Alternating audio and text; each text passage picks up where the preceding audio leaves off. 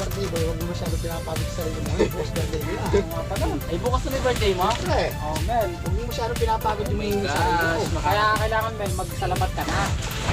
Yung salabat para gumagano yung lalamunan. Totoo nga si Ate Beth eh. Nagkataka daw si Ate Mela.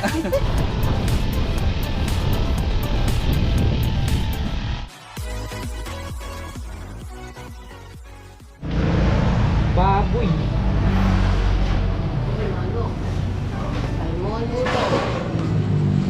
Good morning, good morning.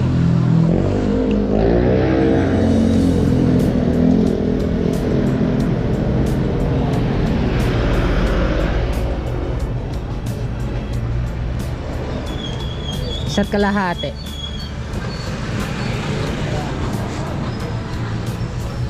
Kalahati.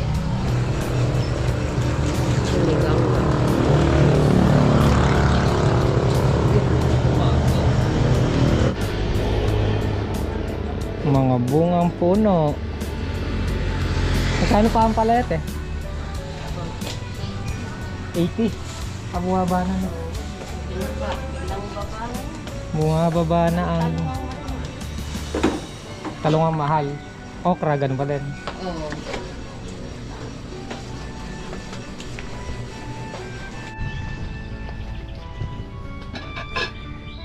Kalinis. Nililinis si Melay. Morning.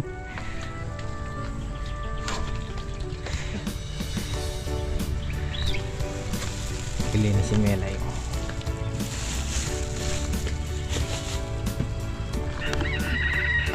Test po namin ng okra ngayon.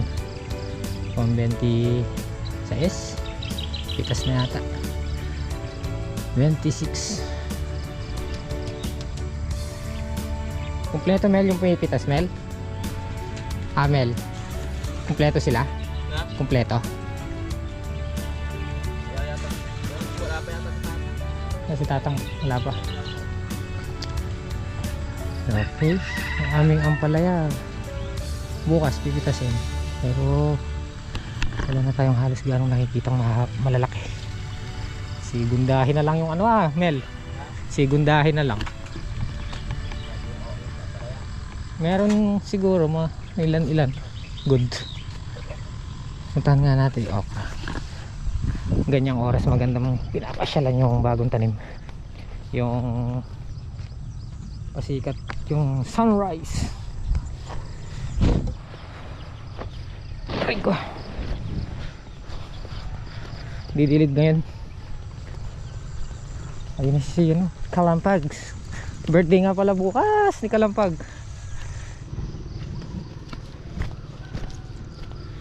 You know. Magdadamit siya po na po. Walang damit eh. Maaga na naman sila nag-umpisa. Guhit na. Auren.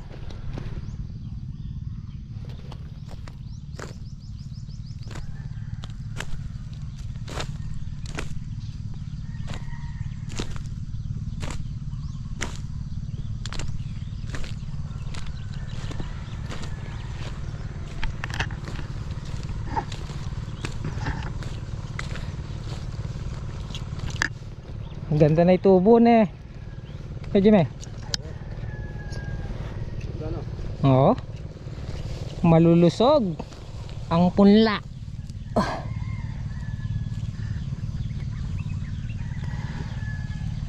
Nakapanahon ang whitefly.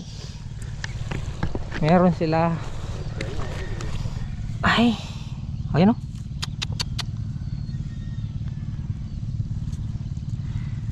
Panahon ng whitefly. Oh. Ispray.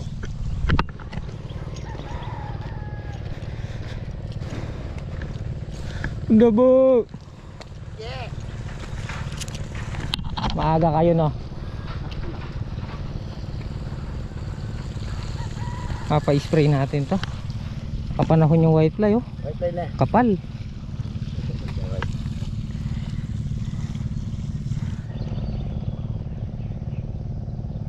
Ganda yung tubo ng okra.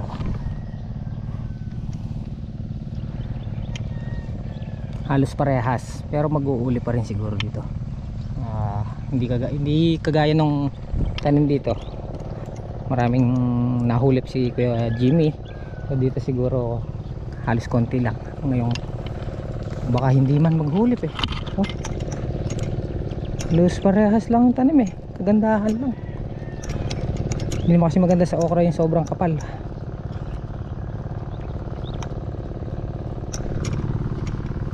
Ayan o.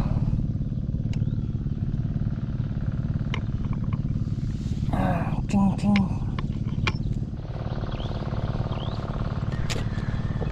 Palaging bagay naganap na rin to nun, pero nag-survive din sila. I-spray ngayon, aalis, tapos babalik na naman kinabukasan. Pero magsusurvive naman yan. Pag pinagtatakahan natin, bakit katutubo lang nila, ba't dito pa sila sa okra pupunta?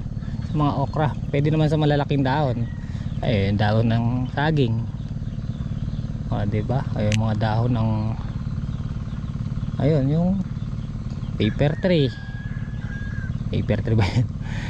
O mangga, mahogany. Bakit dito sa mga sariwang tubo doon sila? Ayun o.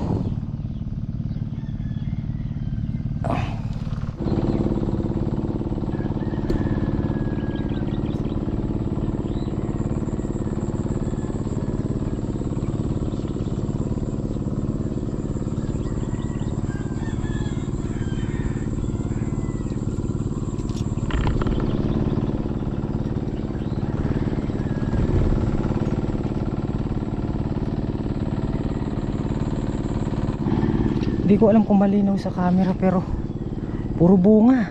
Oh, nasa taas. Thank you po ng madami. Ayan oh. Oh.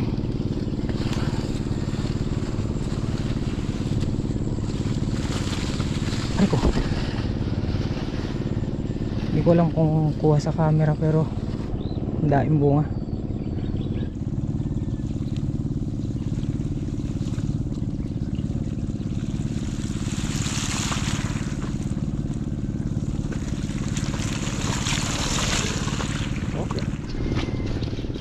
Boop! Good morning! Morning! Tubo na. Tubo na, ganda na, parehas. Meron ka na naman bagong pipitasan, Bap. Malulo pa eh. Oo, para tuloy-tuloy yung ano na. Kahit konti-konti lang. Oo. Para tuloy-tuloy yung biyaya, no, Bap? Nakakalaw sa pangaraw-araw na ano. Tuloy-tuloy ang biyaya. Tama. Boop! Alright. Morning. Igmura na daw. Ba? Wala mo ring manyar eh. May gibuklan na. Inaalagaan eh. Lagay lang. Kaya panay pataba. Oh. Kapapataba lang. Papataba na naman natin yan pag dumating irrigation. Panay natin sasabayan. Hindi lang wala kaya. Hindi lang wala bulutong. Dahil bunga ron. Itang manyar ho rin ho. Oo nga. Dahil bunga ron. Doon matay doon. Kain kapit na. Itang harapan ng dagularete ya. Ano tawag na chalo bete ho ka?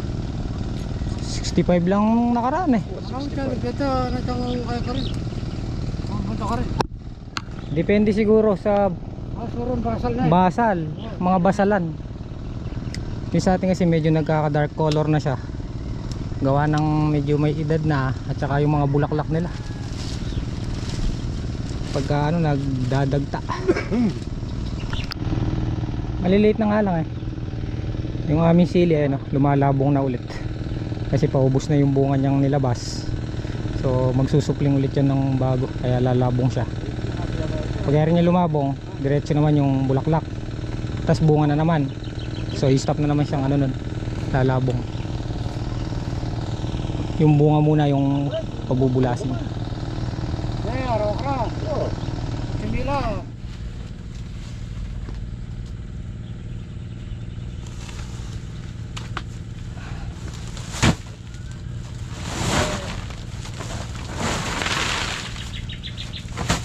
naman birthday boy, huwag mo masyado pinapagod sa sarili mo. Ngayon, bukas birthday mo na. Oo nga pala. Ay, bukas na may birthday mo? Siyempre, Oh, Mel. huwag mo masyado pinapagod Oh yung my mga sarili mo. gosh. Kaya kailangan Mel, magsalabat ka na. Yung salabat para... Gumagano yung lalamunan ko. Totoo nga si Ate Beth eh. Nagkanta pa daw si Ate Mela. Sasayaw pa nga sana akong ano nun. Patapos na kaya sila. Bob, kumain ka muna ba? Baka na mag-aatid. Kain ka muna. Kain po tayo. Hindi na po muna kami magsasabay-sabay ngayon dahil Gutom na. gutom nami. Hindi, dahil sila Pundabo rin madaling araw pa lang. Alas 5 nag-upisa na. Mga nagdilig. Sasabay na namin. Kain po tayo.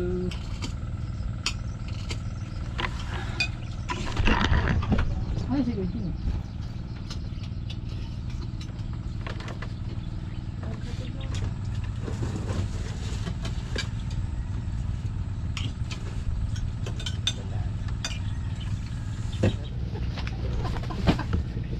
Hindi ko naman siya pagka nakakaupo na para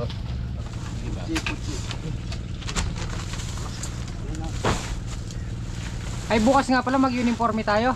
Yung asul. Yung kasi, di ba?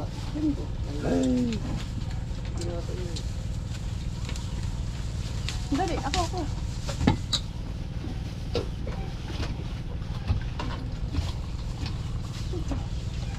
Wala, hindi.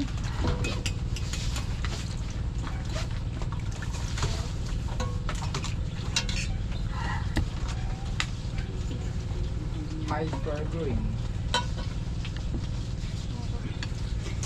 ay Diyos ko.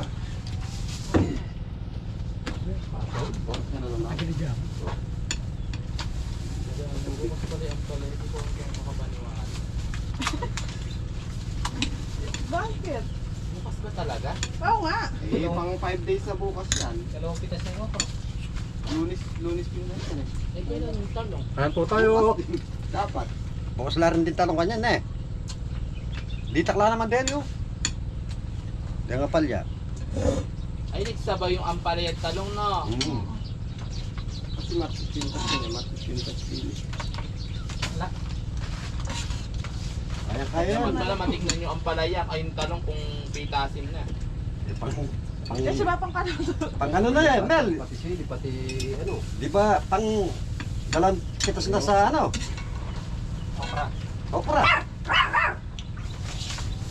Hindi, malalaman naman ng iba pang ano pag umuwi siya mamaya kung pitasin buo. Ayan, uuwi na po sila. Bali, kala ko susulong. 8 bundle, pwede pa yan. Tsaka 5 reject. Yung reject ngayon binibili na. Dahil mahal ang okra. At dahil sa panahon, yun nga, nagkakaano yung mga bunga. Taglamig. Bali naka 8 bundle pa. Thank you po. Sana sumulong pa. Susunod ay spray pa natin ulit.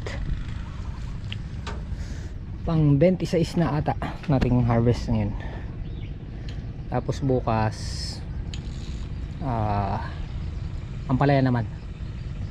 Sabay nung kaganapan sa birthday ni Jan. Yan, maraming salamat po ulit kay Ate Beth and kay Joey para dun sa pahanda para kay Jan bukas. Tapos yung plano namin pagpunta ng Dao, baka schedule namin, baka hindi na kami makarating ng Dao dito sa ang tawag doon, nakalimutan ko yung lugar, malapit lang dito sa may papuntang Mexico, Pandakaki.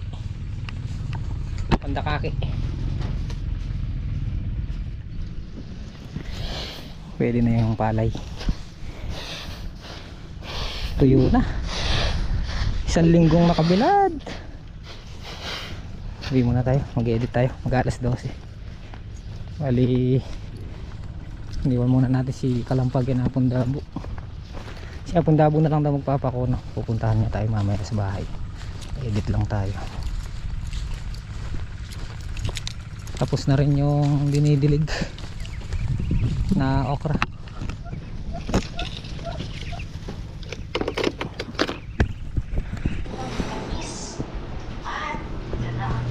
Yun o. Nakapagpakono na si Apon Dabo. Geli tayo guys.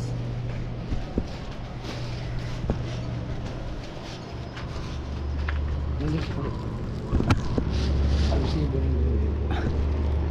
81 kilos pero maganda yung bigas. Okay, 31 ka. Ito. Bali 100. Hindi, 81 kilos lang. 81. Maganda. Hindi, Kumuha. mababa nga yung timbang ng palay pero Oo. ayun yung ano, pero maganda yung bigas. Naka 81 kilos yun. Ibig sabihin 30, halos pumapatak ng 81 kilos eh, pwede mo na ng 50 isang kilo, di 4,000 pa naman. oo.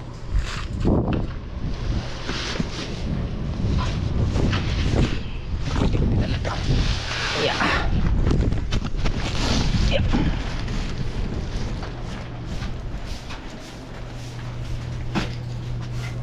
Dito yung malaki yung silalim na eh. 31 kilos sa ilalim. Ayun yung 31. Oh, ito.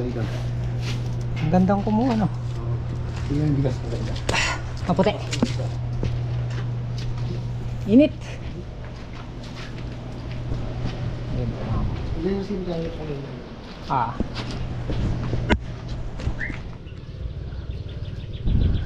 Ipitasin ulit ang ampalaya pero hindi na siya ganun kadami. Malamang sa malamang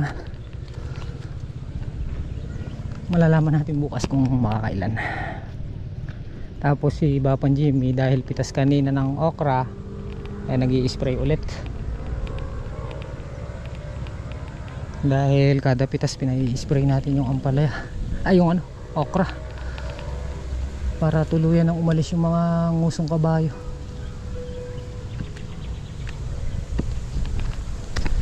So bukas, ang kaganapan natin bukas, ang hangin. Kaganapan bukas, pitas ng ampalaya, pitas ng sili. Yung talong sinarbay ni Babang Kanoto kung pwedeng pitasin. Kasi pitasin ang date ng pitas ng bukas din eh. Pero isasurvey muna ni Babang Kanoto kung pwedeng pitasin bukas.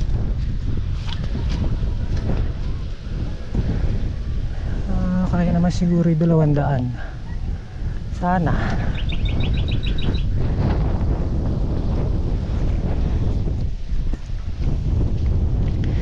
Nag-iisip ako kung pwede ba siyang ampalayahan pa. Pero kung makakapasok yung kalabaw dito, yung maliliit lang ang medyo maliit lang ang sungay para hindi mga bali yung tulos, pasasarol na lang natin to para maisa lang mga patid yung ugat. Isa lang muna natin or ibilad ang palayahin natin ulit, di ba?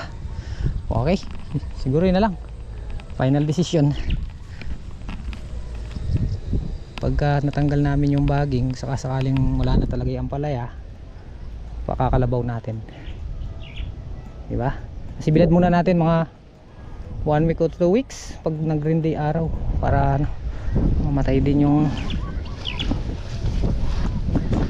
aming sili. Marami na namang hinog, lumabong na sila.